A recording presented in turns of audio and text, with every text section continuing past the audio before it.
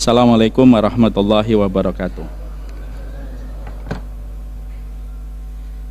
Innal hamdalillah wassalatu wassalamu ala Rasulillah wa ala alihi wa sahbihi wa man tabi'ahum bi ihsan ila yaumil qiyamah. Seluruh penuntut ilmu yang semoga Allah senantiasa berikan kepada kita rezeki istiqamah dalam setiap ketaatan dan konsisten di dalam setiap ilmu yang kita peroleh. Kita semoga senantiasa meluruskan niat kita bahwasanya menuntut ilmu adalah hajat dan kebutuhan kita yang terbesar pada kehidupan, lebih besar daripada hajat kita kepada makan dan minum. Imam Ibnu Rajab itu berkata, kebutuhan manusia kepada ilmu jauh lebih besar daripada makan dan minum. Kalau kita makan sehari 3 kali, maka kebutuhan kita kepada ilmu lebih daripada itu.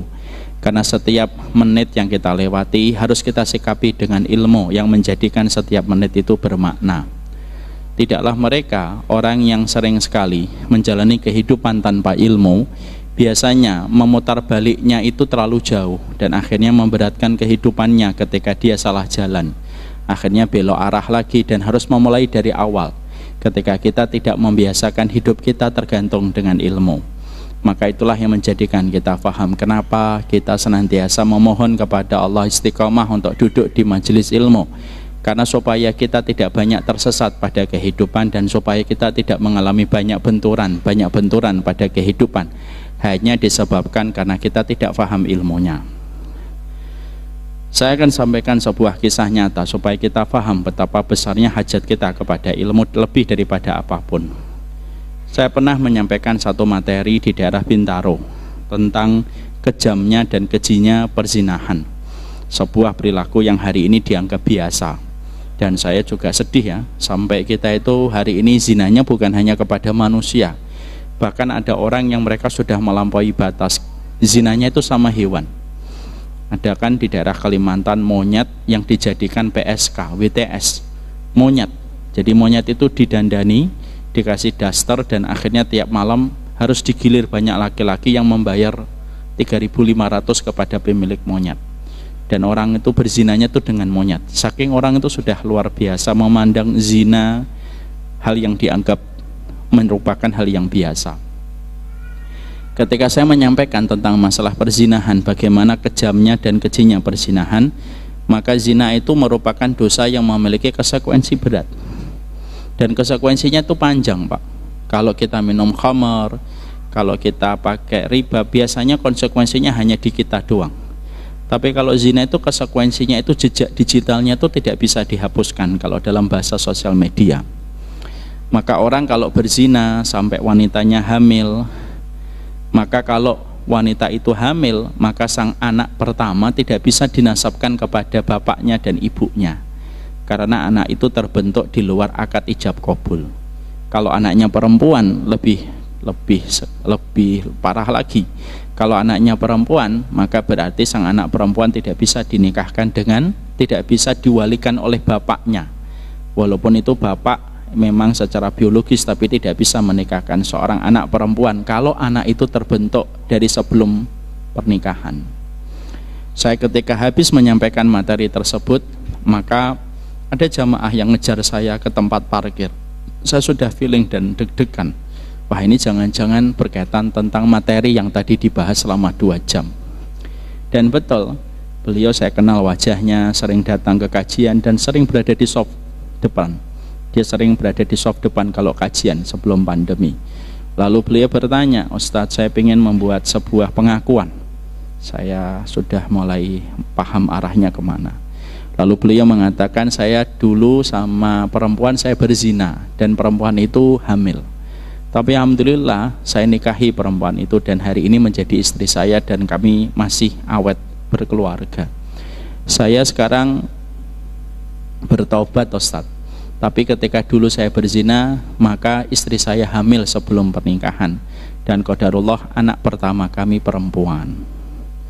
Hari ini kelas 3 SMP. Kalau saya tadi mendengarkan kajian Ustadz, kalau anak ini nanti mau nikah, apakah tetap saya tidak boleh untuk menikahkan putri saya sendiri, Ustadz? Saya tanya lagi sama beliau, Bapak dapat anak perempuannya yang pertama dari mana? Sebelum ijab kabul atau setelah ijab kabul? Sebelum ijab kabul, Ustaz, sebelum nikah. Karena saya menikahi istri saya 3 bulan dia sedang mengandung. Saya bilang, maaf Pak, tidak bisa. Saya sudah bertobat Ustaz. Saya tahu Pak, saya sering lihat Bapak di sop terdepan ketika ngaji. Saya lihat dulu sop depan. Oh, tidak ada. Istri saya sering ngaji Ustaz. Ya, saya tahu Pak. Dan istrinya ada di nggak jauh dari beliau, di belakang pakai hijab syar'i, pakai warna gelap, pakai hijab syar'i. Saya bilang, saya tahu Pak, tapi Bapak maaf, saya tidak bisa mengubah syariat dan hukumnya semacam itu. Terus yang nikahkan siapa Ustaz? Yang menikahkan wali hakim. Dan Bapak harus jujur mengatakan itu kepada putrinya kalau istrinya nanti bertanya. Maka sang bapak nangis betul-betul nangis. Saya peluk beliau. Sang istri sudah tahu, mungkin dia menebak jawaban dari saya, ikut nangis, ditutupin jilbabnya dan betul-betul menyesal. Lalu setelah isak tangisnya agak mereda, saat itu beliau mengatakan kepada saya, kalau saya tahu ilmunya Ustadz, saya akan berpikir 1.000.000 kali sebelum saya berzina. Ya Pak, itulah fungsinya ilmu untuk kita. Apa yang saya ingin sampaikan kepada kita, itulah bagaimana ilmu itu kita butuhkan pada kehidupan kita. Dan itulah yang menjadikan kita senantiasa memohon kepada Allah supaya kita tidak pernah merasa qanaah dengan ilmu. Qanaah dengan harta wajib, qanaah dengan rumah wajib, tetapi qanaah dengan ilmu itu haram. Dan itulah yang menjadikan kita selalu berhajat untuk kepada ilmu supaya kita Allah berikan istiqomah kita kepada ilmu. Bapak dan Ibu yang datang ke sini itu bukan karena pengangguran, tapi Bapak dan Ibu datang ke sini setiap Rabu membersamai kami dalam kajian itu karena kita tahu apa prioritas pada kehidupan kita. Karena sesungguhnya semakin sering kita datang ke kajian, semakin jauh kita dari neraka. Semakin letih kita ngaji ilmu, semakin kita dijauhkan dari jilatan api neraka. Karena sesungguhnya neraka itu identik dengan kebodohan dan surga itu identik dengan ilmu sebagaimana ikan identik dengan airnya. Makanya semoga Allah memberikan kepada kita istiqomah di dalam mencari ilmu. Moga-moga kita tidak ujub, semoga kita tidak sombong dengan setiap ilmu yang kita peroleh dan kita dapatkan. Ilmu ini tidak kita pakai untuk dijadikan bahan berdebat. Ilmu ini tidak kita jadikan bahan untuk memvonis. Tapi ilmu ini kita pakai supaya membebaskan kebodohan kita di hadapan Allah. Semoga Allah memberikan itu untuk kita. Alhamdulillah, tentunya kita senantiasa bersyukur atas nikmat yang Allah berikan kepada kita. Nikmatnya Allah begitu berlimpah pada kehidupan kita. Semakin kita merenungkan betapa besarnya nikmat yang Allah berikan kepada kita, ya semakin kita akan menghargai setiap apa yang telah kita peroleh. Apa yang kita dapatkan itu biasanya kita kurang bersyukur karena kita kurang menghadirkan hati dan makna pada apa yang telah kita dapatkan. Maka betul kata Ibnu Taimiyah, Syekhul Islam, matahari itu nikmat besar. Tapi gara-gara kita sering mendapatkan matahari tanpa kita berdoa, tanpa kita meminta, akhirnya kita merasakan matahari itu tidak lagi nikmat karena gampang banget dapat sinar matahari. Kapan kita baru merasa kehilangan dengan matahari? Ya ketika matahari sudah tidak lagi bersinar beberapa hari, ketika pakaian kita tidak kering, ketika handuk kita masih basah, pada saat itulah kita baru merasa nikmatnya matahari. Hujan itu Pak, selama ini tidak nikmat kita rasakan, apalagi kalau sudah di bulan November, Desember, akhirnya banyak di antara kita komplain tentang hujan yang kita peroleh. Kapan hujan itu akan terasa nikmat? Ketika kayak tahun ini terlambat beberapa bulan, akhirnya dapat hujan itu banyak orang buat status ya. Saya rindu dengan bau tanah yang berjumpa dengan air hujan ya. Saya tahu itu. Kenapa akhirnya kita merasakan nikmatnya air hujan? Karena kita kembali maknai air hujan itu Pak. Dan semoga itulah yang kita harus berikan. Kita tidak perlu menunggu hilang baru kita bersyukur. Kita tidak perlu menunggu hilang baru kita menghadiri maknanya. Maka berikanlah makna supaya kita bersyukur. Karena yang salah itu bukan apa yang baru kita peroleh, tetapi yang salah itu kalau kita jarang bersyukur kepada Allah. Kita sebelum kita membahas kajian kita, Ya, tentunya kita akan meneruskan kajian kita, yaitu membahas tentang a letter to Allah. Tapi sebelum kita membahas tentang ini, tentunya saya perlu sampaikan bahwasanya tidak ada sebuah kekuatan melebihi dari kekuatan doa setelah kekuatan Allah. Tidak ada kecepatan kecuali kecepatan doa, karena kecepatan doa itu melampaui kekuatan cahaya. Tidak ada yang bisa mengalahkan takdir yang Allah tetapkan 50.000 tahun sebelum Allah menciptakan langit dan bumi, kecuali adalah doa. Ketika Rasulullah mengatakan inna doa wal qadar ya'talijani ila yaumil qiyamah, sesungguhnya doa dan takdir itu saling menyusul sampai nanti berjumpa dengan hari kiamat. Ini menunjukkan kepada kita bahwasanya doa itu merupakan sebuah senjata bagi orang yang beriman. Saya tertarik, Pak. Saya pernah melihat satu video tentang seorang yang mati husnul khatimah ketika beliau wafat dalam kondisi sholat. Maka pada saat itu ada seseorang yang datang kepada keluarga itu, nanya gitu, kayak sosial eksperimen, kok sampai ada keluarga itu wafatnya pada kondisi husnul khatimah. Maka akhirnya ada salah satu konten YouTube masuk ke rumahnya, tanya, betul ya keluarganya wafat ketika sholat? Dijawab iya, alhamdulillah, dan mati pada kondisi husnul khatimah. Dan sudah berulang-ulang sering saya sampaikan, Pak, kalau kita melihat seseorang itu diwafatkan oleh Allah, maka kita tidak bisa lagi membantah, Pak, karena proses Allah membenarkan dan mendustakan kehidupan orang itu akan terlihat pada saat dia mati, Pak. Sehingga kalau orang mati husnul khatimah, poinnya cuma satu, berarti imannya dibenarkan oleh Allah dan diterima sama Allah. Maka keluarga ini, bapaknya itu meninggal ketika pada waktu sholat. Lalu akhirnya YouTuber ini masuk ke rumahnya, ngobrol, bertanya. Maka salah satu pertanyaannya adalah, apa sih amalan yang dilakukan oleh sang mendiang bapak sampai meninggal dalam kondisi husnul khatimah? Maka saat itu jawaban dari istrinya yang tahu betul, tahu persis kebiasaan dari suaminya yang telah mendapatkan anugerah mati husnul khatimah, maka sang istri itu menjawab, sebenarnya amalannya sih tidak bisa kita sebutkan satu persatu gitu. Tapi ada amalan spesifik yang tidak pernah dia tinggalkan setiap hari. Apa itu? Beliau selalu berdoa di dalam surat Yusuf, tawaffani muslimah wa alhiqni bisalihin. Dia selalu berdoa. Tidak ada satu doa yang selalu saya sering dengar dari suami saya kecuali doanya adalah tawaffani musliman, ya Allah wafatkan aku sebagai seorang muslim, wal hikni bisalihin, dan pertemukan aku dengan orang salih di alam barzah. Kalau tidak salah surat Yusuf 101 atau 102 itu. Dan ternyata itu merupakan kuncinya beliau akhirnya mendapatkan husnul khatimah.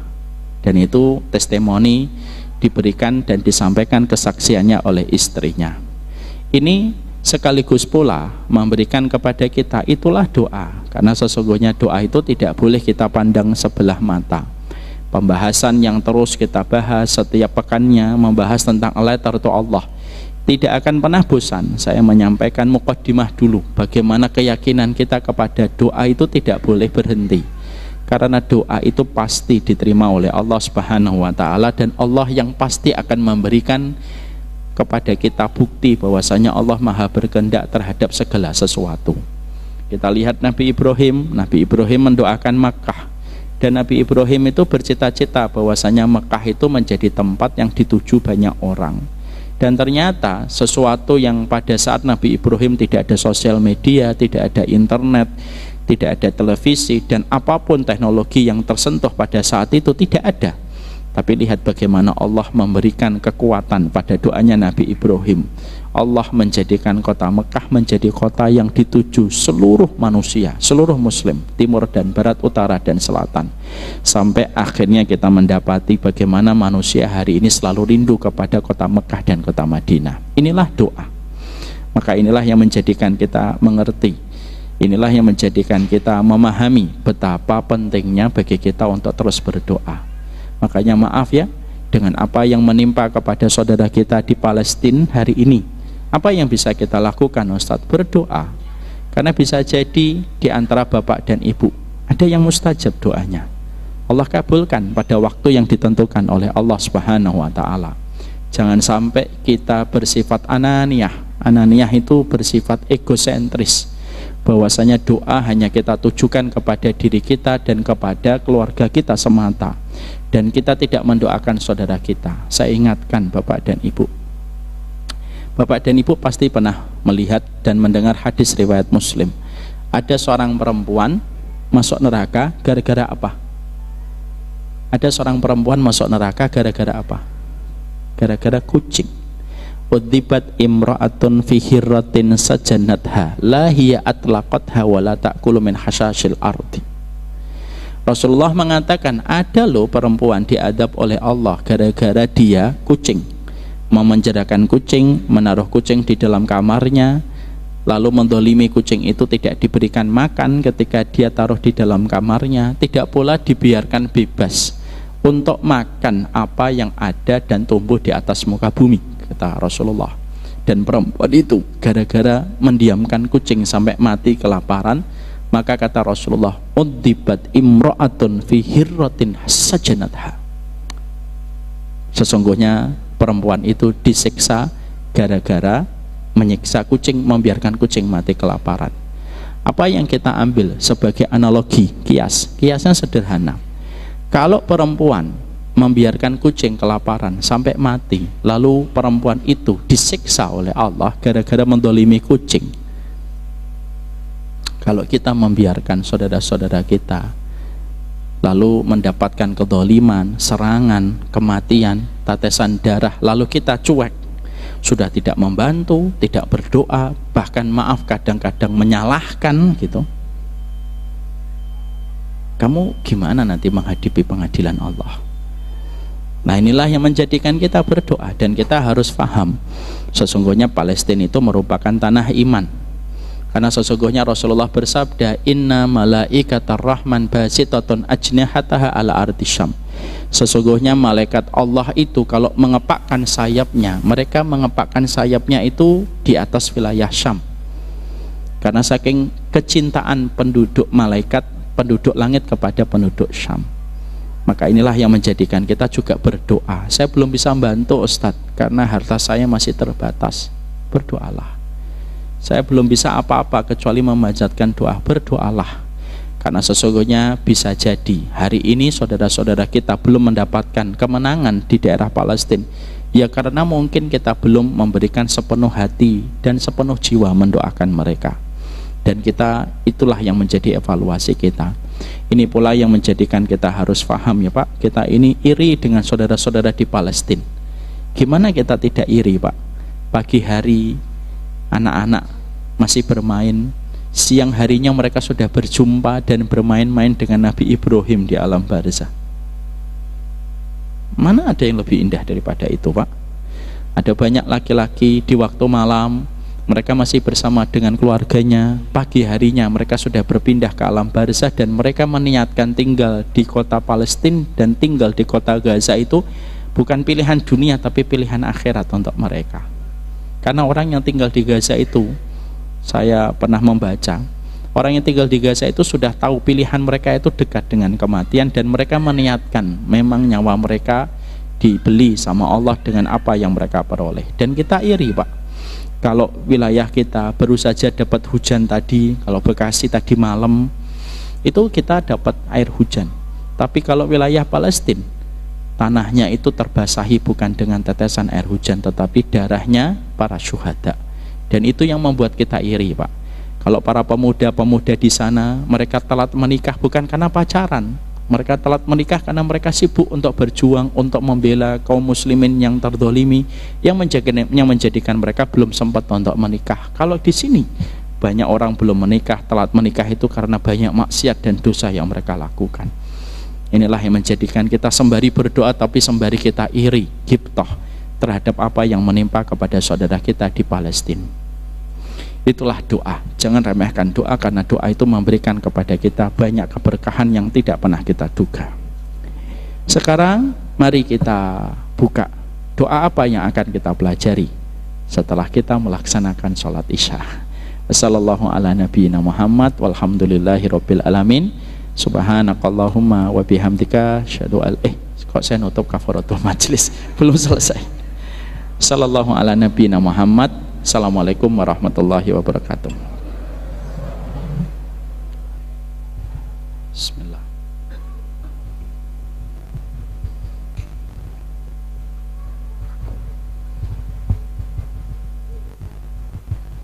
Bismillah. Kita lanjutkan kembali ngajian kita. Assalamualaikum warahmatullahi wabarakatuh. Setelah kita mengetahui betapa besarnya dan betapa efeknya yang begitu agung pada kehidupan kita ketika kita berdoa, inilah yang menjadikan kita menata ilmu menjadi sebuah narasi untuk kita, supaya kita senantiasa mampu menghadirkan alasan untuk senantiasa kita berdoa. Karena sesungguhnya setan itu berusaha untuk menjadikan kita tidak lagi memiliki hidayah untuk berdoa kepada Allah. Setan membuat berbagai macam alasan-alasan untuk hati kita supaya kita tidak berdoa kepada Allah. Karena sesungguhnya setan tahu betul bahwasanya salah satu inti kita beribadah kepada Allah itu berdoa kepadanya. Inilah yang menjadikan kita mengkaji setiap pekan letter to Allah, mentadaburi doa 40 Rabbana pada kehidupan kita, supaya doa kita berikan nyawa, doa kita berikan ilmu. Karena doa yang dipahami dengan utuh, diilmui dengan segenap hati dan referensi, itulah yang menjadikan doa kita berubah menjadi pertolongan pada kehidupan kita. Susahnya kita mendapatkan pertolongan bukan karena Allah yang pelit dan bakhil memberikan pertolongan pada manusia, dan Allah tidak pernah pilih kasih memberikan pertolongan. Maka sesungguhnya ketika kita tahu Allah tidak pernah pilih kasih memberikan pertolongan, inilah yang menjadikan kita berpikir dan merenung. Mungkin pertolongan itu tidak datang kepada kita karena kita belum tulus meminta kepada Allah. Mungkin bisa jadi kualitas kita berdoa masih kalah jauh dengan kualitas anak kita ketika merengek meminta mainan, dan akhirnya menjadikan kita belum mendapatkan pertolongan karena kita belum memiliki standar meminta yang benar kepadanya pada persoalan yang kita jumpai di dalam kehidupan. Makanya inilah yang menjadikan kita mempelajari doa 40 Rabbana.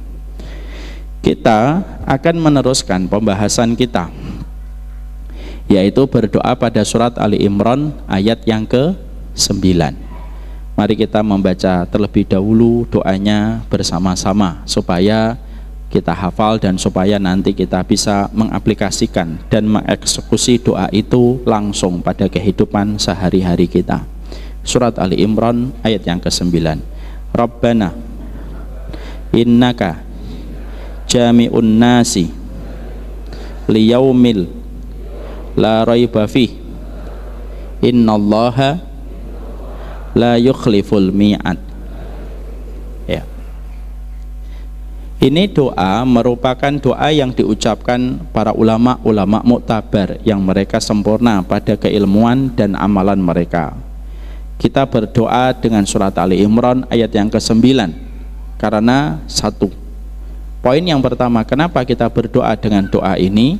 Karena sesungguhnya kita berdoa dengan doa ini supaya iman kita kepada hari akhir tidak tergerus dengan berbagai macam perkara yang bisa menjadikan kita tidak lagi mengimani hari akhir. Banyak orang yang mereka dulunya beriman kepada hari akhir, tetapi seiring ujian yang mereka peroleh, kadang-kadang keyakinan mereka kepada hari akhir itu menjadi menguap dan hilang. Maka kita berdoa, Rabbana innaka jami'un nasi liyaumil la raiba fihi innallaha la yukhliful mi'ad. Itu sebenarnya poin yang pertama, supaya menebalkan iman kita kepada hari akhir. Karena kita selama yakin kepada hari akhir dengan sebenar-benar keyakinan, tidak ada kekecewaan kecuali sebentar, tidak ada kesedihan kecuali sebentar, dan tidak ada perkara frustasi kecuali hanyalah sebentar. Karena kita tahu semuanya nanti akan mendapatkan gantinya pada kehidupan hari akhir yang kita pasti temukan. Itu yang pertama. Yang kedua, kita berdoa dengan doa ini selain untuk menebalkan keyakinan kita kepada hari akhir, yang kedua, Para ulama mengatakan, kenapa kita berdoa dengan ayat ini? Karena doa ini bisa membantu kita supaya mendapatkan keringanan pada satu hari yang berat. Pada satu hari ketika manusia bisa lupa siapa bapaknya dan siapa ibunya, dan tidak ada yang dia ingat kecuali dirinya sendiri. Dan hari itu adalah hari pengadilan Allah, hari yang begitu besar, hari yang begitu agung, sampai kita tidak bisa bicara kecuali diizinkan oleh Allah. Walaupun hanya sepatah kata, kita menunggu izin langsung mutlak dari Allah. La yatakallamun illa man adinallahur rahman wa qala shawaba. Tidak ada yang bisa bicara kalau hari pengadilan sudah ditegakkan kecuali yang diizinkan oleh Allah. Dan kalau sudah diizinkan oleh Allah, tidak ada lagi dusta, tidak ada lagi rekayasa, tidak ada lagi pencitraan, karena semua yang dibicarakan itu pasti benar. Sampai kita menggeser kaki kita sedikit pun tidak bisa kita lakukan, sampai Allah mengatakan di dalam firman-Nya, Maliki Yaumiddin, penguasa hari pembalasan. Karena memang kalau hari pengadilan Allah sudah tiba, mutlak semua kekuatan itu miliknya Allah. Dan sampai kita pun hanya menggerakkan kaki walaupun cuma 1 inci, itu pun tidak akan bisa sampai kita menyelesaikan satu persatu proses yang kita hadapi di dalam pengadilan Allah. Makanya kita berdoa, Rabbana innaka jami'un nasi liyaumil la raiba fih, supaya meringankan bagaimana kedudukan kita di dalam pengadilan Allah. Orang yang pengen diringankan oleh Allah, banyaklah berdiri di dalam hidupnya dengan sholat, diringankan ketika dia berdiri di pengadilan Allah. Kata Imam Ibnu Qayyim, orang yang pengen diringankan oleh Allah pada pengadilan yang berat, maka hendaklah dia berdoa yang banyak, mengetuk pintu langit. Karena orang yang banyak mengetuk pintu adalah orang yang paling banyak dibukakan pintu rahmat dan pertolongan untuknya. Maaf ya Pak, mari kita lihat kasus pidana yang terjadi pada kehidupan manusia. Orang ketika mereka mendapati ada satu masalah pidana dan kasus hukum, maka prosesnya itu melelahkan dan meletihkan. Diundang polisi, memberikan kesaksian, ditanya dengan 100-200 pertanyaan, dan terkadang pertanyaan itu harus dijawab dalam jangka waktu 4-10 jam. Dan setiap saksi mereka keluar dari kantor penyidikan itu pasti lelah Pak, letih, sampai tidak bisa lagi menjawab pertanyaan ketika para wartawan begitu ramai di depan kantor penyidikan. Kalaulah kita sudah paham dalam sebuah analogi sederhana bahwasanya kantor penyidikan manusia saja melelahkan dan meletihkan ketika seseorang itu terlibat dengan masalah hukum dan harus menyelesaikan masalah itu, dengan konsekuensi dia dimajukan di meja hijau untuk diadili, apalagi di dalam pengadilan Allah. Kita Pak tidak mungkin menghayati doa ini kalau kita tidak berikan ilustrasi dan penggambaran yang benar tentang hari akhir.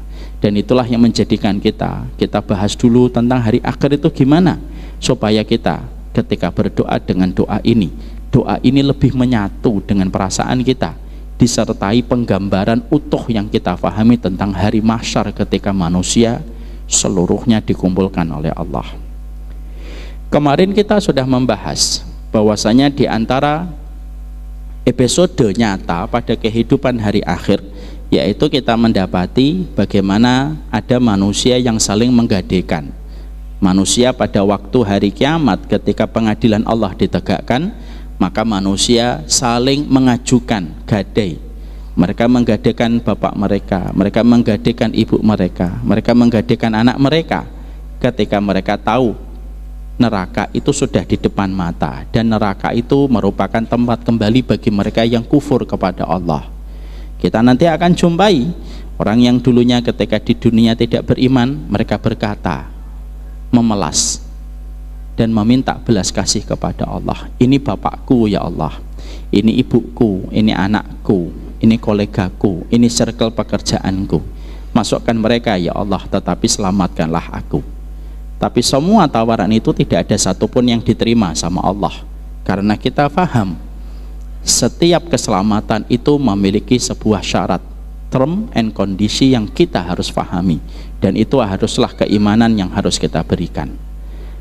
Setelah itu nanti ada pertengkaran yang luar biasa yang terjadi pada waktu di akhirat, Jadi ketika sidang itu sudah ditegakkan sama Allah, selain proses episode manusia banyak menggadekan keluarganya supaya mereka selamat dari jilatan api neraka, kita juga menjumpai di dalam surat Az-Zukhruf 67, yaitu al-khillau yauma idzin ba'duhum li ba'din adu illal muttaqin.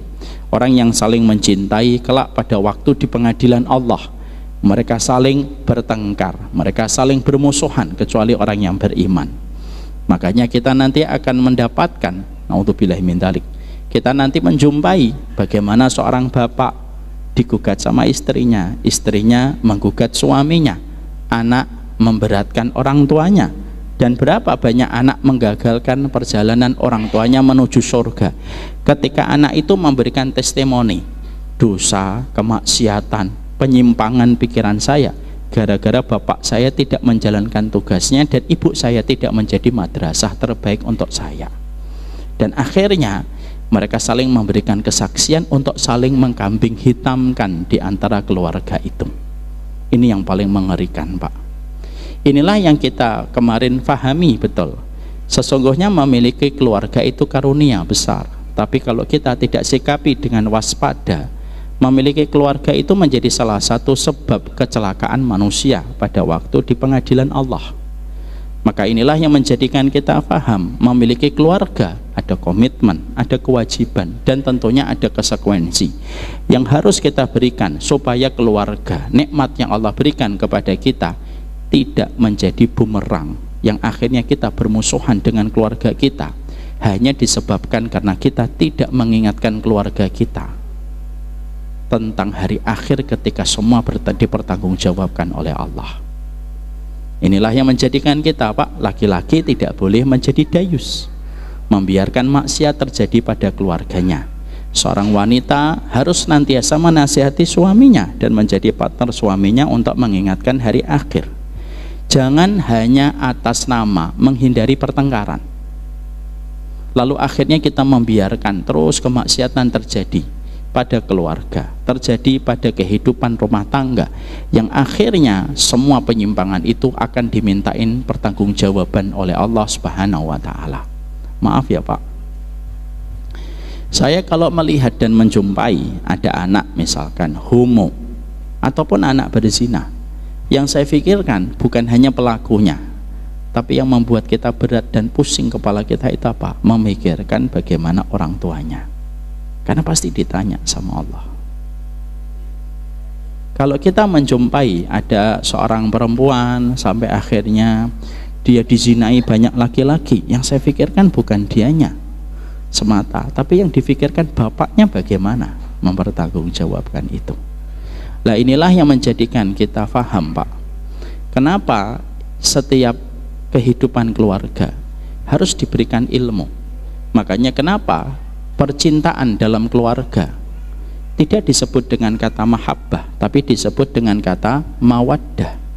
Mahabbah cinta, mawaddah juga cinta. Tapi kenapa kok disebutkan waja'ala bainakum mawaddah? Kenapa yang disebutkan Allah mawaddah? Kalau cinta hanyalah apa yang dirasa di dalam hati, itu cinta, Pak. Ada pasangan SMA dan SMK saling cinta, tapi tidak menjadikan mereka taat kepada Allah, itu namanya mahabbah, cinta doang. Tapi kalau cinta yang melahirkan sebuah komitmen untuk bertambah taat, itu namanya mawaddah. Berapa banyak keluarga mereka memiliki mahabbah tapi tidak memiliki mawaddah, akhirnya hanya cinta, sepanjang hidupnya cinta, tapi dia terus membiarkan istrinya melakukan maksiat. Dia tahu itu maksiat tapi dibiarkan. Istrinya pun tahu suaminya maksiat tapi dibiarkan. Itu namanya cinta, hanya mengambil sisi profit dan hubungannya lebih bersifat mutualisme. Kalau mawaddah enggak, Pak. Mawaddah itu memberikan kepada kita, cinta itu mendorong kita untuk lebih taat kepada Allah. Itu yang disebut dengan mawaddah. Maka inilah yang menjadikan kita paham betul, keluarga yang Allah berikan kepada kita itu ditanya sama Allah, Pak, summa latus'alunna yauma idzin anin naim. Kamu pasti ditanya tentang semua nikmat yang diberikan sama Allah, dan nikmat apa yang lebih besar daripada kenikmatan keluarga. Dan inilah yang menjadikan kita memahami betul, ya. Jangan dayus, ibu-ibu jangan diam, mengingatkan dengan baik, karena proses mengingatkan bisa menjadikan kita tidak berjumpa di pengadilan Allah dalam kondisi pertengkaran dan permusuhan hebat. Itu yang kita sudah pelajari. Maka seterusnya apa yang terjadi? Maka setelah terjadi pertengkaran, ketika kita mendapati orang-orang yang kufur kepada Allah, mereka dalam kondisi saling menggadekan, orang-orang muslim yang mereka cuek dengan agamanya dan mereka tidak pernah saling mengingatkan tentang hari akhir, mereka saling bermusuhan di hadapan Allah. Maka setelah itu ada sebuah kisah, ada satu episode lain. Di sisi yang lain, di akhirat itu apa? Nanti akan ada banyak sekali orang yang menggugat dan orang yang mereka menuntut keadilan kepada Allah. Gara-gara mereka mengikuti orang yang mereka ikuti, lalu menyebabkan mereka tersesat. Ada yang mengikuti atasan, tapi atasannya menyesatkan. Ada yang mengikuti pemimpin, tapi pemimpinnya menyesatkan dari jalan Allah. Maka semua bos, semua atasan, dan semua pemimpin yang menyesatkan dan saling menyesatkan di antara mereka, itu terjadi lagi pertengkaran, Pak. Jadi, kata para ulama, ada orang yang habis bertengkar sama keluarga, dia bertengkar lagi sama atasan. Dan itu melelahkan sekali. Bertengkar itu melelahkan, Pak. Bermusuhan itu melelahkan. Tanya sama pemain antagonis di dalam sinetron, mana peran yang paling enak? Ya protagonis. Yang paling lelah pemain sinetron itu siapa? Pemain antagonis, Pak. Pemain yang marah-marah, Pak. Action, ayo. Melotot matanya, tenggorokan kelihatan urat kerongkongannya, harus teriak, Pak. Harus melampiaskan kebencian. Makanya biasanya kalau pemain sinetron antagonis, ketika sang sutradara mengatakan cut gitu, langsung gitu. Kalau Ustadz tahu, memang Ustadz pemain sinetron, ya tidak perlu jadi pemain sinetron untuk tahu gituan. Tapi jadi pemain antagonis itu melelahkan. Saya pernah tanya sama teman-teman artis, maaf ya Pak, teman saya artis. Enggak ada istimewanya, sama kayak kita, semuanya orangnya baik-baik yang mau ngaji. Saya tanya, akhi, menjadi pemain antagonis itu melelahkan? Tidak melelahkan, Ustaz, padahal itu baru main. Makanya sampai, maaf ya, saya pernah diberitahu sampai ada pemain antagonis itu harus healing, mereka harus konsultasi ke psikolog. Kenapa? Dia setelah selesai sinetronnya masih terbawa karakternya, Pak. Terus sampai istrinya ngomong, sudah sana pergi ke psikolog, kamu udah bisa bedain mana kehidupan realita dan sinetron kamu. Masya Allah. Itu baru pemain antagonis di sinetron. Kita bisa membayangkan kelelahan demi kelelahan itu dirasakan oleh manusia setelah ada pertengkaran keluarga. Nanti ada pertengkaran antara bawahan dengan atasan, antara bawahan dengan pemimpinnya. Ketika pemimpinnya menyesatkan, ketika atasannya menyesatkan dari jalan Allah, akhirnya mereka tidak mau disalahkan, karena setiap orang itu satu, Pak, di akhirat. Mereka ingin mencari kambing hitam supaya bisa melepaskan semua tuduhan yang diarahkan kepadanya. Allah menyampaikan dalam surat Al-Ahzab ayat 67, 68. Wa qalu rabbana inna ata'na sadatana wa kubara'ana fa'adalluna as-sabila rabbana atihim dhi'faini minal adab wal anhum la'nan kabira. Orang-orang yang mereka dikumpulkan di padang mahsyar itu, mereka berkata, inna ata'na sadatana wa kubara'ana. Ya Allah, dulunya saya mentaati atasan saya mentaati bos saya mentaati pemimpin saya. Fa'adallun nas-sabila, mereka ternyata menyesatkan saya dari jalan Engkau yang lurus. Rabbana atihim dhi'faini minal adab wal anhum la'nan kabira. Ya Allah, laknati mereka, berikan kepada mereka 2 kali adab, karena kerusakan kami itu ya gara-gara mengikuti mereka. Ya, maka ini terjadi pada kehidupan ketika kita menjumpai kehidupan kita memberikan loyalitas dan memberikan ketaatan kepada manusia jauh lebih besar daripada ketaatan kita kepada Allah. Lalu memberikan ketaatan, memberikan loyalitas, sampai ketika bermaksiat kita tetap kerjakan dan tetap lakukan. Maka itulah yang menjadikan akhirnya mereka saling menggugat untuk mencari pembenaran supaya mereka lepas dari apa yang telah mereka perbuat. Makanya maaf Pak, tidak bisa. Kalau kita beragama, suka sekali ada sebuah statement di masyarakat, sudahlah, saya tinggal ngikutin aja lah sama orang yang alim, nanti kalau dia dosa dia yang nanggung. Tidak bisa gitu, karena masing-masing dari kita tetap akan bertanggung jawab terhadap apa yang kita pilih dan apa yang kita perbuat. Makanya kita tetap harus belajar, supaya kita tidak hanya sekedar taklid buta, tetapi kita ngerti bagaimana penjelasan dalilnya dan penjelasan referensinya. Karena itulah yang kita khawatirkan. Maka ini pula Pak yang menjadikan kita akhirnya paham, hati-hati terhadap konteks ketaatan kita kepada tempat pekerjaan kita. Kalau kita tidak selektif di dalam memilih ketaatan kita, lalu sampai kita memberikan loyalitas kita kepada pekerjaan kita, lalu kita membabi buta melakukan apa saja, lalu akhirnya kita yang akan terkena dampaknya berat. Karena apa? Kita tidak bisa mengkambing hitamkan atasan kita di hadapan Allah. Kenapa? Ketika orang-orang ini mengatakan inna ata'na sadatana wa kubara'ana fa'adalluna sabila rabbana atihim di'faini minal adhab wal'anhum la'nan kabira, maka sesungguhnya mereka ketika mengkambing hitamkan atasan itu tidak diterima sama Allah. Kenapa? Tetap mereka akan mendapatkan hukuman sesuai dengan tingkat perbuatan yang mereka lakukan. Makanya maaf Pak, kalau Bapak dapat tempat pekerjaan kok halal dan atasannya mengkondisikan kita untuk taat, itu nikmat besar itu, demi Allah. Satu dua kekurangan tidak usahlah menjadi sebab kita marah-marah lalu kita akhirnya resign dari tempat pekerjaan itu. Selama kita sudah mendapatkan kebaikan di tempat itu dan ternyata atasan kita itu tidak pernah menahan kita dari perkara-perkara ketaatan kita kepada Allah, itu nikmat besar Pak. Ya, jangan hanya karena mengejar sesuatu yang belum pasti di tempat pekerjaan lain menjadikan kita akhirnya meninggalkan satu tempat yang sudah memberikan kebaikan untuk kita, dan akhirnya kita terjebak di tempat baru, mungkin gajinya lebih besar tapi kita dihalangi di dalam berbuat ketaatan. Dan saya ingatkan Pak, segede apapun loyalitas kita ke tempat pekerjaan, ya kalau kita meninggal dunia tidak butuh 3 kali 24 jam, maka pemilik perusahaan itu bisa mencari gantinya. Ya, dan itu mudah baginya. Ada satu kisah Pak, Masya Allah ya, dakwah ini memperjumpakan saya dengan ratusan kisah-kisah nyata Pak. Makanya ada salah satu ikhwan cerita sama saya ketika beliau menjumpai saya tanya, kapan antum mulai ngaji Mas? Iya Ustaz, saya mulai ngaji karena ada satu kejadian.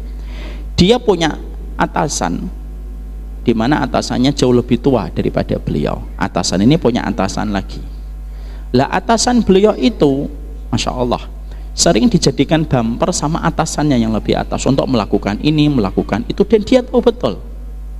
Dia tahu betul itu. Wah, atasan saya ini baik, tapi sering dijadikan bumper sama atasannya yang lebih tinggi. Dan dia sering bilang, Pak, kasihan Pak, ya udahlah nggak apa-apa gitu. Satu waktu terkena serangan jantung Pak, meninggal atasannya.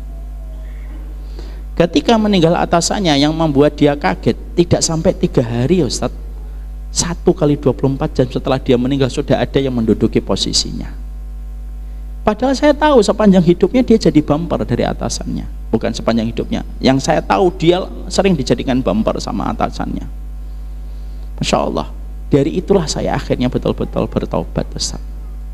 Ini yang menjadi sebuah hikmah untuk kita Pak. Hikmah itu tidak butuh dalil. Kisah nyata dari orang-orang yang mereka kembali sama Allah itu jadi hikmah untuk kita. Makanya disinilah kita akhirnya paham, bekerja itu ibadah. Kalau bekerja itu ibadah, kita harus paham, jangan sampai kita mau dikondisikan untuk menabrak yang haram, untuk menerjang yang syubhat, dan untuk mengambil yang maksiat. Kenapa? Apa yang kita peroleh tidak sebanding dengan apa yang kita korbankan, dan itu nanti terjadi pertengkaran kalau itu terjadi.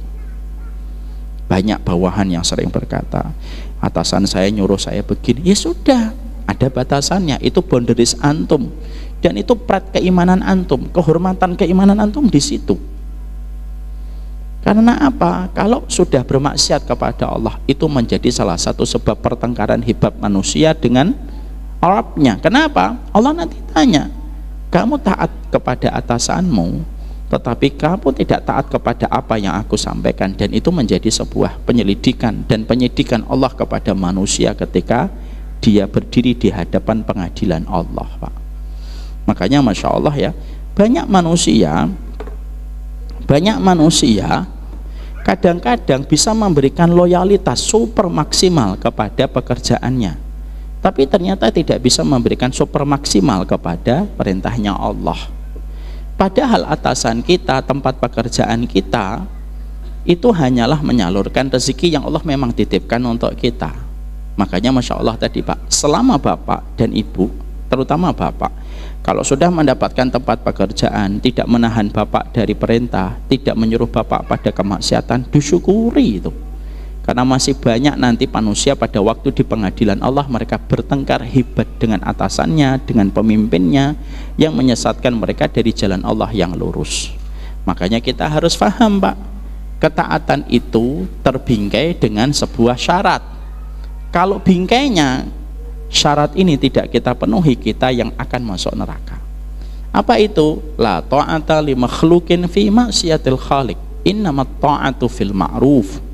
Rasulullah bersabda, tidak ada ketaatan kepada makhluk selama dia bermaksiat, dan sesungguhnya ketaatan itu pada perkara ma'ruf. Bapak tahu nggak asbabul wurud hadis ini? Sebab latar belakang kejadian yang menjadikan Nabi berkata hadis itu tadi. Kejadiannya begini Pak, ada satu pasukan dikirim oleh Rasulullah. Lalu pasukan itu ada pemimpin yang ditunjuk oleh Nabi. Kamu ya jadi pemimpinnya. Ya, biasanya yang ditunjuk jadi pemimpin itu yang biasanya hafal surat Al-Baqarah, Pak. Biasanya begitu Nabi standarnya kalau memilih seseorang menjadi pemimpin satu pasukan atau satu ekspedisi tugas. Nah, kalau kita Pak yang pada zaman Nabi mungkin nggak ada yang jadi pemimpin Pak, karena nggak ada yang hafal surat Al-Baqarah. Maka ada orang dipilih, kamu jadi pemimpin. Nah, jalan ekspedisi ini dalam satu tugas yang diberikan oleh Rasulullah. Di perjalanan entah kenapa bawahannya membuat marah kepada atasannya, kepada pemimpinnya. Marah itu pemimpinnya, lalu emosi Pak. Pemimpinnya ketika emosi dia membakar kayu, semakin diperbesar itu kayu bakarnya, lalu berkata, kalian semuanya tahu saya ini pemimpin, masuklah kalian kepada api itu. Maka seluruh pasukan dari para sahabat saat itu yang menjadi bawahan, mereka saling pandang kanan kiri, celingak-celingok bahasa Jawanya. Ya, terus gimana ini? Akhirnya mereka kabur Pak. Jadi mereka langsung kabur lari menuju ke Madinah untuk menemui langsung kepada Rasulullah. Akhirnya lomba, kayak kejar-kejaran Pak, kayak anak main petak umpet, kejar. Lalu para sahabat terus berlari menuju ke Madinah. Sampai ketika sampai di Madinah, mereka menceritakan peristiwa yang mereka alami. Lalu Rasulullah berkata, kalau kalian masuk kepada api itu, kalian tidak akan pernah keluar selama-lamanya. Nah, lalu Rasulullah mengatakan tadi, la ta'ata li makhlukin fi maksiatil khaliq. Nggak ada ketaatan kepada makhluk selama bermaksiat kepada Allah. Itulah sebab hadis itu disampaikan oleh baginda Nabi. Lah inilah yang menjadikan kita memahami betul, sama dalam konteks ketika kita berinteraksi dengan pemimpin. Dalam perkara-perkara ketaatan lakukan Pak, tapi dalam perkara kemaksiatan ya kita harus menasihati dengan cara yang benar. Tidak boleh bagi kita melakukan tindakan-tindakan kekerasan sampai mengkafir-kafirkan, nggak boleh, haram. Tapi kita tetap menasihati dan tetap menyampaikan amar ma'ruf nahi mungkar. Dan itu konteksnya bukan hanya pemimpin, sampai atasan-atasan tempat pekerjaan kita pun sikapnya semacam itu. Maka itulah yang bisa menghindarkan kita dari berbagai macam perkara yang bisa mendatangkan pertengkaran hebat. Karena pertengkaran itu salah satunya di situ. Maka setelah semua pertengkaran itu digelar dan setiap manusia itu ngelihatin Pak, di sana menggadekan keluarganya, di sini bertengkar dengan keluarganya, di sini bertengkar dengan para pembesarnya, bertengkar dengan atasannya dan para pemimpinnya, maka pada saat itulah akhirnya mereka semua sadar. Sadarnya bagaimana? Sadarnya adalah, oh yang menyebabkan semua ini tuh ujungnya satu, setan, iblis. Akhirnya mereka Semua pertengkaran itu melelahkan mereka, menguras energi mereka. Lalu akhirnya mereka itu sadar, loh ini tuh ujung-ujungnya memang iblis. Sang bapak tadi ketika menyalahkan istri, istri menyalahkan bapak, bawahan menyalahkan atasan, atasan menyalahkan bawahan, pemimpin menyalahkan rakyat, rakyat menyalahkan pemimpin. Akhirnya semua itu sadar, loh kita ini hanya pion. Kita ini hanya pion. Dan yang menggerakkan kita melakukan semua ini adalah setan. Akhirnya mereka cari itu iblis. Loh itu iblis itu. Nggak takut Ustaz ngeliat iblis? Enggak lah Pak. Kalau takut berarti kita mesti dicekir Jakarta Timur. Nggak takut. Loh itu iblisnya. Itu kamu yang salah. Karena engkaulah yang menyebabkan semua kejadian yang kami alami hari ini. Dan kami minta tanggung jawab. Ini gara-gara kamu nih, keluarga saya begini, saya tidak beriman, saya mentaati pemimpin atau atasan yang menyesatkan, pemimpin menyalahkan rakyat, semua akhirnya saling mencakar dan saling mereka bertengkar. Ketika semua itu sudah ditujukan kepada iblis, Allah lalu memberikan kesempatan bagi iblis. Masya Allah Pak, Allah itu adil Pak, sampai kepada iblis pun adil. Makanya kalau ada orang yang ngomong Allah tidak adil, terus yang adil sopo kalau kamu tuduh Allah itu tidak adil? Lalu setelah semuanya telunjuk diarahkan kepada iblis, atau semua kekacauan yang mereka dapatkan ketika di dunia, dan itu membuat kekacauan dari pertengkaran demi pertengkaran yang membuat mereka frustasi dan depresi Pak, dan itu tidak ada anti klimaksnya Pak. Masya Allah ya. Jadi kalau para ulama itu mengatakan adalah husnun bila nihayah. Kalau dibahasakan itu kesedihan, depresi dan frustasi bila nihayah, nggak ada endingnya Pak. Kalau kita di dunia, seseorang misalkan ada yang depresi, misalkan depresi kita, jangan kita, ada orang depresi gitu, maka itu masih ada anti klimaksnya. Gimana itu? Ketemu psikolog, ketemu ustadz, ketemu guru, healing Pak, ke pantai, ke puncak, akhirnya stresnya terurai sedikit lah. Itu di dunia Pak. Karena apa? Ya sepenat-penatnya kita di dunia itu tetap ada turunnya Pak, ada klimaks dan anti klimaksnya. Maka ketika di akhirat depresi itu tidak ada endingnya, tidak ada anti klimaksnya, itu tidak ada. Makanya Masya Allah memang betul-betul terasa berat sekali pada saat itu ketika semua itu bertenang. Yang tenang siapa Pak? Yang tenang orang beriman Pak. Dia tenang melihat pertengkaran demi pertengkaran itu, dia tenang karena Allah memberikan kepadanya balasan yang sepadan dengan tingkat ketakutan dia kepada Allah. Dikasih oleh Allah tenang. Kenapa? Takutnya dunia sudah habis untuk Allah. Jadi akhirnya dia tenang aja. Akhirnya apa? Tidak terasa waktu yang panjang ketika mereka berdiri 40 tahun itu tidak terasa bagi mereka. Makanya betul kan kalau ada yang mengatakan waktu itu relatif. Benar. Bagi Bapak sebentar, bagi saya bisa lama. Kenapa kok bisa beda Ustadz? Karena relatif sesuai dengan kondisi dan keadaan. Bapak-bapak ngerasa nggak waktu cepat? Cepat. Kita ngerasa nggak waktu cepat? Cepat. Tapi bagi orang lain yang sedang menghadapi pinjaman yang harus dia bayar malam ini, waktu terasa cepat atau lama? Lama Pak. Dan orang beriman pada saat itu tenang. Kata Rasulullah, setenang-tenangnya. Kenapa? Rasulullah menjelaskan hadis Nabi dalam hadis qudsi, wala ajma'ala abdi wala ajma'u ala abdi khaufaini wa amnaini. Aku tidak pernah memberikan kepada manusia 2 kali takut 2 kali aman. Kalau dia sudah takut kepadaku di dunia, sudah berganti dengan rasa aman super maksimal. Di pengadilan Allah itu dia tenang. Kenapa dia tenang? Karena dia tahu semua persyaratan sudah dipenuhi. Bapak naik motor, ternyata di perempatan situ ada polisi Pak, razia. Bapak sudah memiliki semua surat-surat. Tenang atau tidak tenang? Tenang. Orang ngomong, Pak, pemeriksaan Pak, operasi. Tenang. Bahkan ketika polisi menghentikan, stop Pak. Siapa?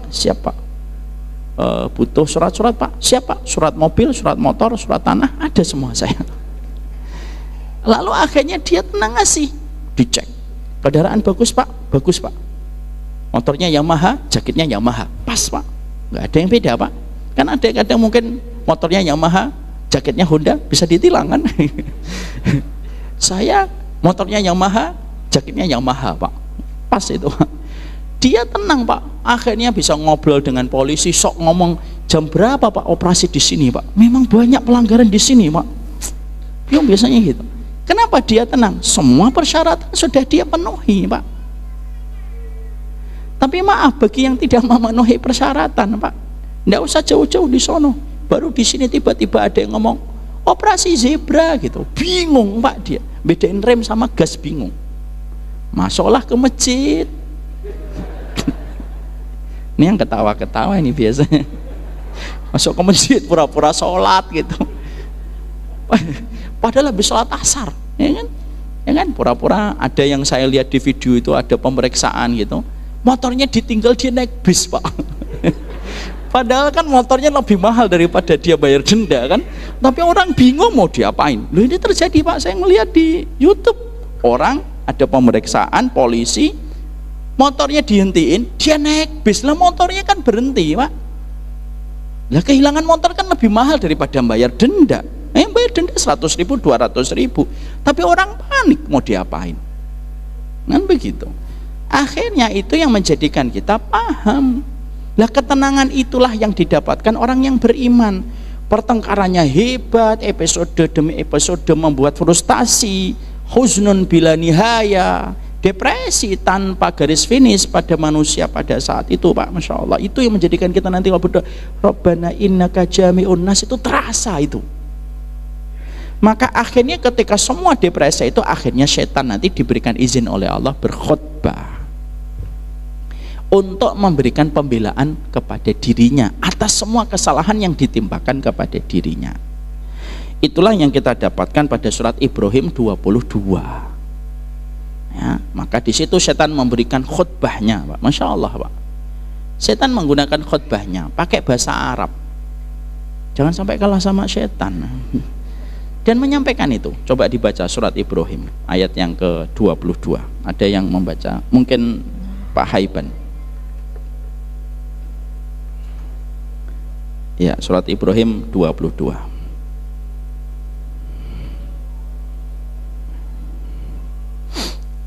Surat ke-14.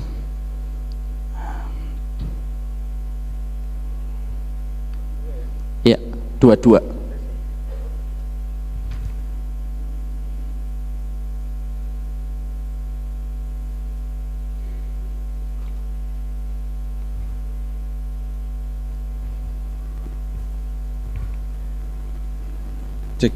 Tidak ada kekuasaan bagiku terhadapmu, melainkan sekedar aku menyuruh kamu, lalu kamu mematuhi seruanku.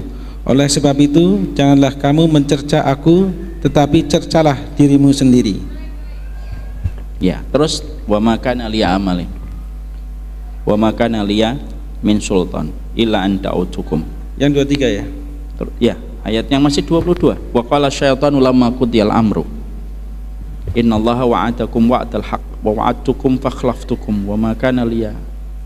Dan setan berkata, ketika perkara atau hisab telah diselesaikan, sesungguhnya Allah telah menjanjikan kepadamu janji yang benar, dan aku pun telah menjanjikan kepadamu, tetapi aku menyalahinya. Teruskan. Wa ma kana liya alaikum min sultan illa an da'utukum.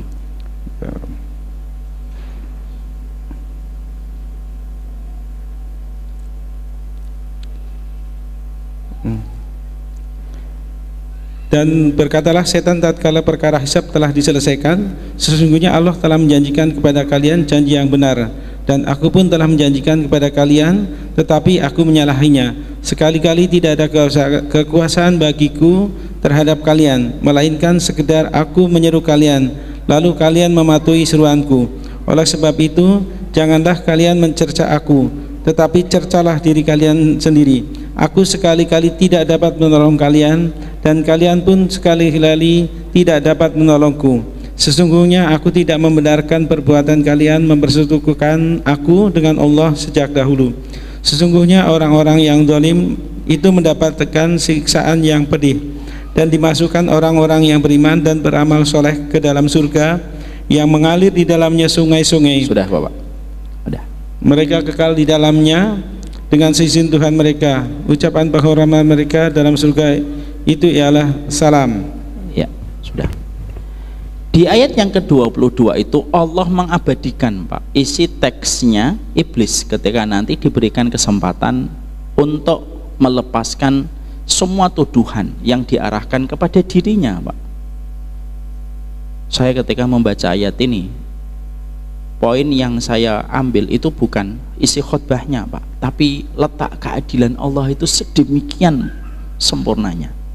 Loh, sama setan pun masih diberikan kesempatan Pak. Makanya jangan pernah sekali-kali ragu tentang keadilan Allah pada kehidupan kita dengan syariatnya. Wa qala syaitanu lamma qudiyal amr. Ketika semua telah selesai, ketika setan itu berkata, ketika hisab itu diselesaikan dan akhirnya orang itu mengarahkan telunjuknya kepada setan, lalu setan itu mengatakan, innallaha wa'adakum wa'adal haq wa wa'adtukum fa akhlaftukum. Sesungguhnya Rabb kalian itu memberikan janji yang benar, dan aku memberikan janji, tetapi kalian menyelisih janjinya Allah. Wa ma kana li 'alaikum min sultan illa an da'utukum fastabjabtum li. Sesungguhnya saya itu tidak punya kekuasaan untuk memaksa kalian. Setan itu tidak punya kekuasaan Pak, memaksa kita itu tidak bisa. Nggak ada orang mengatakan, kenapa kamu zina? Iya, mau langkah kaki saya ngarahnya ke lokalisasi sini kok, saya bawa ke masjid nggak mau kaki saya. Nggak ada Pak. Maka akhirnya apa? Setan itu mengatakan saya itu tidak punya kekuatan. Setan itu tidak punya kekuatan Pak, tidak punya kekuatan. Dia hanya menyuruh kepada hati kita. Makanya ketika hati kita lemah, dikuasai dan dikudeta sama hawa nafsu, akhirnya suka merespon bisikan setan. Saya itu tidak punya kekuasaan. Setan itu tahu betul Pak, dan ini pelajaran untuk kita ya. Selesai itu belum. Lalu mengatakan fala talumuni walumu anfusakum. Jangan salahin saya. Loh Pak, jangan salahin saya. Walumu anfusakum. Sudahlah, celah diri kalian sendiri gitu. Saya tidak pernah maksa kok. Saya tidak pernah maksa. Semua itu terjadi atas pilihan kalian sendiri. Itu semuanya. Jadi ketika kayak gini, sudah, jangan salahin saya. Ayo kita masing-masing mencela diri kita masing-masing. Ya, coba Pak, Bapak bisa bayangkan yang menjadi harapan terakhir itu kan setan disalahin Pak. Bapak misalkan, bukan Bapak, ada orang, terus dia mendapati di persidangan ada satu alibi, satu saksi yang diharapkan saksi itu akan meringankan dia. Ternyata saksi itu yang sudah ditunggu-tunggu, diharapkan meringankan dia, ketika baru duduk langsung semua memberatkan persaksiannya kepada dia. Itu kan jadinya lemes Pak. Jangan mengatakan, jangan salahin saya, kalian diri sendiri. Kenapa Allah itu memberikan setan itu kesempatan untuk memberikan khutbah dan melepaskan semua tuduhan kepadanya? Kata para ulama tafsir, bukan hanya menunjukkan sifat keadilan Allah semata, tapi Allah ingin membuat orang itu betul-betul tahu betapa menyesalnya mereka itu mengikuti setan Pak. Dan kesaksian itu apa? Penyesalan kalau nggak bisa diulang itu kan rasanya itu meninggalkan lubang besar di hati kita Pak. Itu yang pengen Allah, supaya apa? Orang itu akhirnya, ya Allah, goblok banget ya saya. Kan gitu biasanya gitu. Kalau kita misalkan sudah dikasih tahu istri, jangan Bang, jangan gini. Enggak apa-apa. Jangan Bang, enggak apa-apa. Saya suamimu. Ya saya tahu suami saya bilang kamu istri saya siapa misal. Lalu akhirnya masih diterjang, dan akhirnya betul setelah dia melakukan itu, akhirnya dia mendapatkan kerugian besar. Biasanya apa? Ya Allah, goblok ya saya itu. Terus istrinya datang berkata, jangan salahin saya ya Bang. Nah, kan perih Pak. perih sekali itu baru di dunia. Maka pemilihan diksi kalimatnya itu menambah perih luka, Pak. Jadi setan itu bukan mengatakan, iya sekarang kita sama-sama ya penduduk neraka, ndak gitu, Pak. Loh, sampai setan tuh kalau khutbah aja pemilihan diksinya bagus. Karena setan tuh ketika menggoda manusia tuh pakai ilmu. Kita hidup nggak pakai ilmu, kalah sama setan yang pakai ilmu. Nanti Bapak baca surat Ibrahim 22 ini di rumah, ngomong, setan kamu nanti ngomong pakai ini kan? Itu gitu, Pak. Maka lalu mengatakan apa? Ma'ana bimusrikhikum wa ma'antum bimusrikhi. Loh, ditutupnya bagus. Saya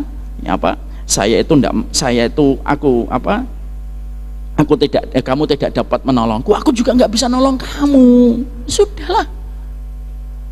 Akhirnya puncak penyesalan manusia itu tadi, puncak penyesalan itu tanpa ending, Pak.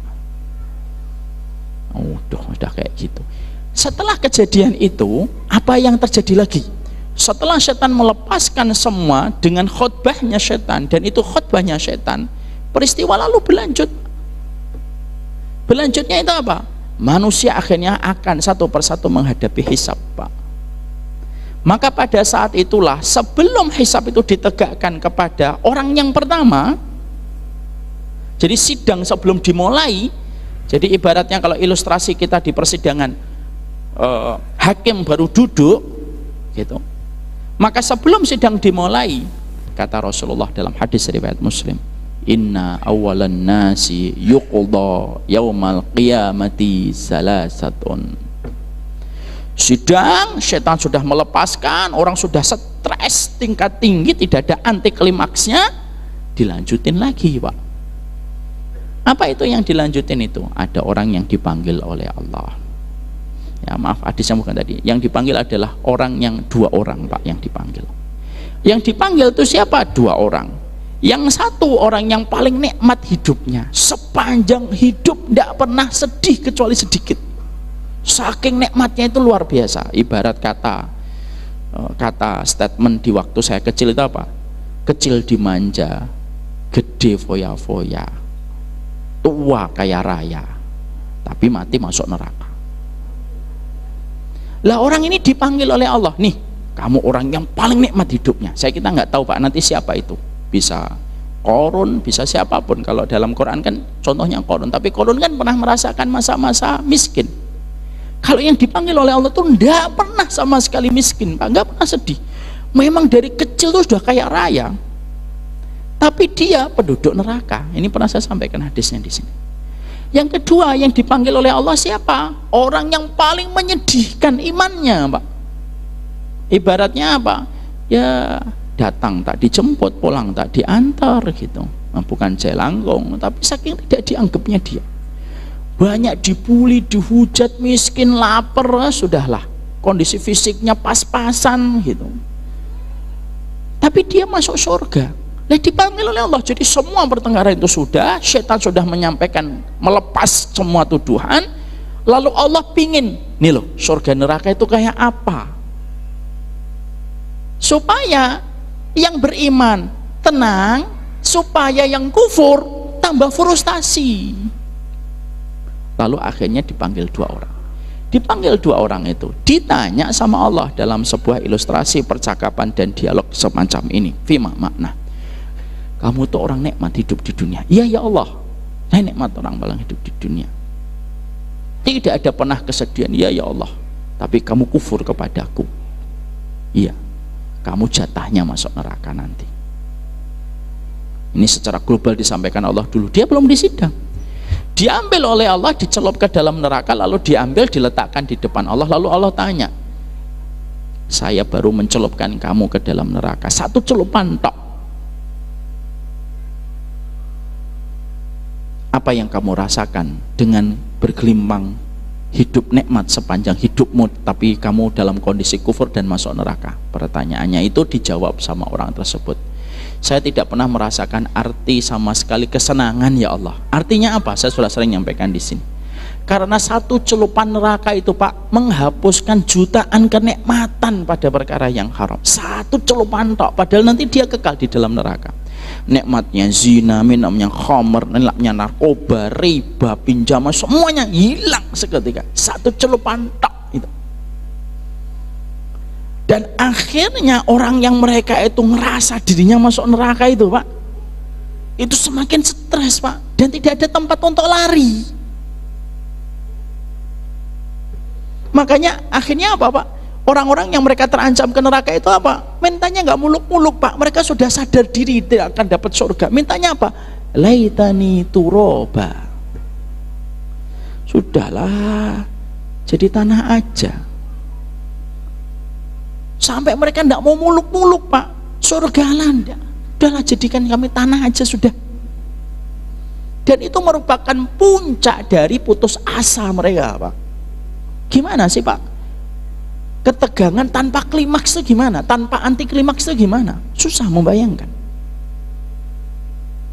Akhirnya orang-orang yang mendapati jatahnya di situ betul-betul ketakutan. Ustadz, apakah orang nanti akan ngerasakan sebelum di sidang nanti menuju surga atau neraka? Iya. Semua orang ngerasa, di mana tempatnya itu dia ngerasa Pak. Sebagaimana Bapak dulu ketika waktu SD. Waktu kita SD kan ada cawu, ada semester gitu ya. Kita itu tahu kira-kira ranking berapa. Insya Allah sih ranking 27 saya. Ya paling mentok 23 lah. Kok ketawanya gitu? Berarti 23 Bapak dulu. Kenapa kita bisa memprediksi? Ya karena kita tahu kualitas kita Pak. Kalau ada teman kita yang bisa nebak 23, kita ngomong, insya Allah kamu ranking satunya, jangan fitnah. Karena dia tahu kapasitas dirinya Pak. Belajar jarang, ngapalin juga ini, ngapalin An-Naba At-Takwir lupa, ngapalin At-Takwir Al-Lahab lupa. Ya, dia tahu kapasitas dia di mana. Loh, kalau masalah semester dan ranking aja kamu bisa memprediksi kemampuan dirimu, loh nanti manusia itu juga sama Pak. Maka setelah dicelup ini orang yang masuk neraka, ada lagi Pak orang yang paling sengsara hidupnya tapi beriman. Lalu Allah katakan kepadanya, kamu orang yang paling sengsara hidupmu. Betul ya Allah, tidak ada orang yang lebih sengsara daripada saya. Contohnya kayak siapa? Contoh kayak Abu Kilabah Pak, yang disebut sebagai Ayubnya umat Rasulullah. Sudah buta, buntung tangannya, kakinya patah Pak, diusir dari keluarga, hidupnya di bawah, hidupnya di pinggir pantai, di atas, di dalam tenda yang sudah lubang-lubang kainnya Pak, ditemani anak kecil yang selalu membantunya berwudu, dan itu pun diterkam serigala. Coba, apa ada yang lebih dahsyat dari itu Pak? Nah, ada Pak. Maka orang itu ditanya sama Allah, kamu nih paling parah beriman kepadaku dengan semua ujian yang aku berikan. Iya ya Allah, tapi kamu masuk surga. Lalu akhirnya diambil oleh Allah, dicelupkan ke dalam surga satu celupan tok. Setelah satu celupan ditempelkan oleh Allah, disaksikan tuh semua orang supaya orang tuh tambah ngerti penyesalannya. Apa yang kamu rasakan setelah semua kepedihan kamu rasakan ketika di dunia? Orang itu berkata, fima makna ma marortu min bu'sin syai'a. Ya Allah, saya tuh enggak tahu arti sedih itu apa. Apa itu sedih? Kalau bahasa orang, apa itu sedih? Nggak ada sedih. Kenapa? Karena sudah nikmatin surga walaupun baru satu celup, padahal nanti kekal di dalam neraka, di dalam surga. Lalu disitulah para ulama mengatakan, seperih-perihnya kita bangun malam, sabar didolimi, semua itu Pak sekali celupan tok di surga, hilang seilang-hilangnya. Ibu-ibu panas gerah beberapa bulan gak hujan, harus pakai mukena, harus pakai jilbab, udah gitu keringetan luar biasa, hilang itu. Ibu-ibu memahami suami, suami memahami istri bertahun-tahun, hilang seilang-hilangnya, tidak tersisa sama sekali. Lalu ditempatkan oleh Allah di depan surga, ditanya, nikmat gak? Nikmat ya Allah, padahal itu tempatmu nanti selama-lamanya. Akhirnya Pak, semua yang ada di situ, masya Allah Pak, yang beriman semakin rindu untuk cepat diputuskan oleh Allah. Yang tidak beriman semakin meminta alasan supaya diundur lagi pengadilan Allah, Pak. Pada saat itulah Allah lalu menyindir orang-orang yang dulunya gara-gara dunia itu gagal dapat surga, Pak. Wa yauma yu'radul ladzina kafaru 'alan nari adhabtum thayyibatikum fi hayatikumud dunya wastamta'tum biha. Artinya kurang lebihnya ketika diperlihatkan neraka itu, maka orang-orang yang mereka itu terjebak dengan dunia yang akhirnya gagal dapat surga itu ditanya oleh Allah, mana dunia yang kalian sombongkan, yang kalian nikmati, yang kalian kumpulkan itu, mana dunia itu? Masih nyisa enggak? Di kamu itu masih nyisa enggak itu? Dan tidak bisa dijawab sama orang, Pak. Karena dunia itulah salah satu penyebab besarnya gagalnya orang itu masuk kepada surganya Allah. Lalu disampaikan oleh Allah, mana neraka, mana duniamu itu mana? Adhabtum thayyibatikum fi hayatikumud dunya wastamta'tum biha. Mana dunia yang kamu tuh nikmati, sombong banget punya dunia itu. Jangan sombonglah dengan dunia. Mana? Tidak ada, Pak. Setelah itu, Pak, apa kejadian yang berlaku? Setelah itu baru hadis tadi dalam riwayat Muslim, inna awalan nasi yuqda yaumal qiyamati salasatun. Sudah dicelup satu surga, yang dicelup neraka, sudah selesai. Allah kemudian menyindir, mana dunia yang dulu kalian banggakan? Semua terjadi dalam satu perjalanan itu. Lalu ketika semuanya akhirnya deg-degan untuk disidang oleh Allah, ada 3 orang yang dipanggil oleh Allah. Inna awalan nasi yuqda yaumal qiyamati salasatun. Orang yang pertama kali diputuskan nasibnya itu ada 3, Pak. Yang satu orang yang berjihad, yang kedua orang yang ngaji dan mengajar, dan yang ketiga itu orang yang rajin bersedekah. Dipanggil, fulan mujahid, fulan seorang alim besar dan seorang penuntut ilmu besar, fulan orang yang terkenal dengan sedekahnya. Dipanggil 3-tiganya oleh Allah, ditanya oleh Allah, ya, inna awalan nasi yuqda yaumal qiyamati salasatun. Lalu yang dipanggil oleh Allah adalah rajulun qatala fi sabilillah, orang yang semasa hidupnya itu perang terus, Pak. Lalu ditanya sama Allah, ma'amil tafi, dulunya di dunia ngapain? Qala qataltu, saya berperang. Untuk siapa? Untukmu ya Allah. Allah lalu berfirman dan berkata, disanggah, kadzabta, kamu bohong. Kamu itu berperang supaya kamu disebut pemberani. Akhirnya apa, Pak? Akhirnya diseret wajahnya, dilemparkan ke dalam neraka. Pertama kali yang terjilat api neraka itu adalah mujahid yang salah niat. Itulah yang dikatakan Imam Abu Hanifah, keplesetnya kakimu jauh lebih ringan daripada kepleset hatimu. Yang kedua siapa? Rajulun ta'allamal ilma wa 'allamahu, orang yang sering belajar, orang yang sering ngajar, Pak. Bapak jadi juga, saya juga kena. Tapi orang ini apa? Orang ini ketika dia belajar supaya disebut alim, ketika dia menjadi alim supaya disebut alim besar. Lalu ditanya, ma'amil tafih, kamu dulu ngapain? Saya belajar ya Allah, saya ngajar ya Allah. Kamu ta'alamtul Quran, saya membaca Al-Quran, qara'atul Quran. Untuk siapa? Untukmu ya Allah. Allah berfirman, kadzabta, bohong kamu. Kamu membaca Quran supaya disebut qari, kamu belajar supaya disebut salih, kamu ngajar supaya kamu disebut alim. Selesai, Masya Allah ya. Sudah, seret wajahnya, dilemparkan ke dalam neraka yang kedua. Maaf ya, jangan salah memahami hadis ini.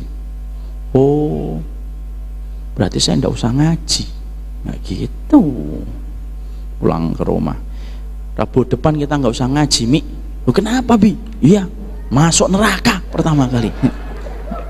Alasan aja ini. Yang ketiga, rajulun tasaddaq, orang yang sedekah. Lalu ditanya sama Allah, kamu ngapain di dunia? Ya Allah, saya nyari kerja, sedekah, nyari kerja, sedekah, nyari kerja, sedekah. Untuk siapa? Untukmu ya Allah. Kadzabta, bohong. Kamu itu kerja supaya kamu disebut sebagai orang dermawan, dan dilemparkan mereka ke dalam neraka. Wah, itu akhirnya disitulah kita paham, Pak. Niat itu ditanya lebih dulu daripada urusan sholat. Saya pernah nyampaikan materi ini, ada yang ngomong gini, ustadznya salah, batil itu. Yang pertama kali ditanya sholat, itu amalan ibadah mahdhah, ibadah dohir yang ditanya pertama kali sholat. Ibadah hati yang ditanya itu ikhlas dulu, niat kita dulu, Pak. Jadi kalau kita ngomong, ustadz, sesungguhnya pertama kali inna awwala ma yuhasabu bihil abdu as-shalah. Yang pertama kali ditanya ketika dihisab itu sholat. Betul, Mas. Tapi itu amalan dohir. Amalan batin yang ditanya apa? Hati keikhlasan kita yang ditanya sama Allah. Jadi tidak bertentangan. Jadi jangan buru-buru mengatakan sesat nih ustadznya. Pertama kali yang disalim itu sholat. Nggak kayak gitu, Ferguson, kayak gitu. Jadi yang ditanya adalah hati. Dulu niat kamu tuh untuk apa? Maka ketika semua orang sudah dimasukkan, Pak, masuk ke neraka itu, maka akhirnya disitulah satu persatu disidang oleh Allah. Sebelum disidang, Pak, tampaklah orang-orang yang menyesal, Pak. Yang menyesal ini kumpul, yang menyesal ini kumpul, yang menyesal ini kumpul, yang menyesal ini kumpul, Pak. Semakin memperberat atmosfer depresi dan frustasi. Lalu setelah itu sidang satu-satu, Pak. Dan umatnya Rasulullah yang dipanggil dulu untuk disidang, Pak. Penyesalannya apa aja, Ustaz? Ada yang menyesal ini, ada yang menyesal ini. Nah, itulah pembahasan kita pekan depan, insya Allah. Bapak dan Ibu paham kan kenapa saya sampaikan detail? Jangan sampai satu doa lama bener nggak habis-habis. Karena supaya kita itu kalau berdoa Rabbana innaka jami'un nas, kita paham, Pak, dibangkitkannya bagaimana, padang mahsyar itu kayak apa, kejadian apa yang berlaku di atas padang mahsyar, itu yang harus hadir dulu supaya berdoanya khusyuk. Ya kalau kita cuma berdoa ya kayak basam. Ayo basam berdoa Rabbana Rabbana innaka jami'un nas. Tahu artinya? Ndak, Bi. Kan kita bukan anak kecil lagi. Jadi memberi ilmu itu sebagaimana memberi nyawa pada apa yang kita ucapkan kepada Allah. Siap untuk tahu apa penyesalan-penyesalan berikutnya? Insya Allah pekan depan. Doakan ustadznya tidak telat lagi. Siapa sih ustadznya itu? Tapi tidak apa-apa, Pak. Kadang-kadang saya harus telat. Kenapa? Supaya tahu siapa yang betul-betul bersabar menjadi penuntut ilmu. Tadi saya sampaikan ke Pak Haiban. Pak Haiban, maaf sekali nih, saya baru sampai Lebak Bulus ini. Udah diliburkan aja. Jangan, Ustadz. Semua kita menunggu. Masya Allah. Moga-moga dengan kelelahan Bapak dan Ibu menunggu, meringankan kelelahan kita berdiri di pengadilan Allah. Ini yang dapat saya sampaikan. Kita tidak usah buka pertanyaan karena memang belum selesai surat Ali Imran ayat yang ke-9.